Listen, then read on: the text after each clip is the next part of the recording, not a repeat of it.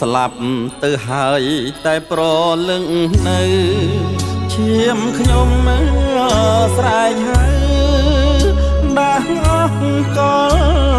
បត់ឲ្យភ្ញាក់ក្រោកឡើងមកជួយប្រយុទ្ធដៃកាន់អាវុធកំចាត់សត្រូវដេញចោលចង្រៃជាតិចោលសួរពូជអាសៀមកំហូចវិនិច្ឆ័យភ្លៀមទៅទឹកដីខ្មែរយើងតពូជកូនចៅដូច្នេះខ្មែរត្រូវខំថែរាំងសាសម្រែកឈាមខ្មែរអ្នកស្នេហាជាតិស្រែកឲ្យម្ដងទៀតអស់ជាតិខែមរាក្រោកឡើងកូនខ្មែរត្រុកស្រែចំកា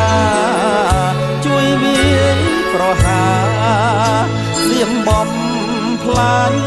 ជាតិកុំចាត់ឲ្យអស់ឈាមថោកចង់រៃ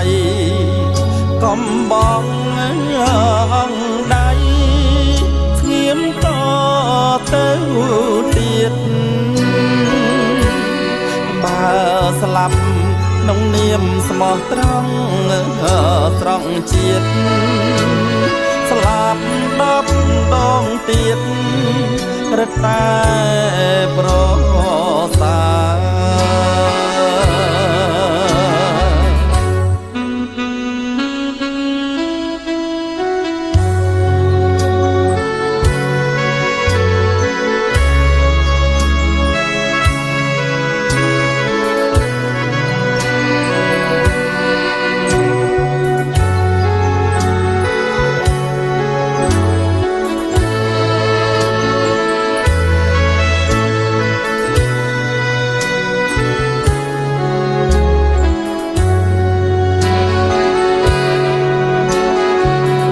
សម្រែកឈាមខ្មែរអ្នកស្នេហាជាតិ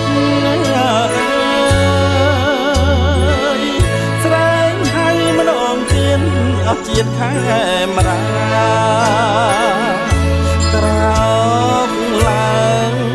កូនខ្មែរត្រុកស្រែចំការជួយវាយប្រហាចោលបំផ្លាញ់ជាតិកុំចាត់ឲ្យអស់ឈាមថោកចង់រៃកំបងអង្គដៃស្ងៀមតទៅទៀតបើស្លាប់ក្នុងនាមស្មោះត្រង់ស្រង់ជាតិ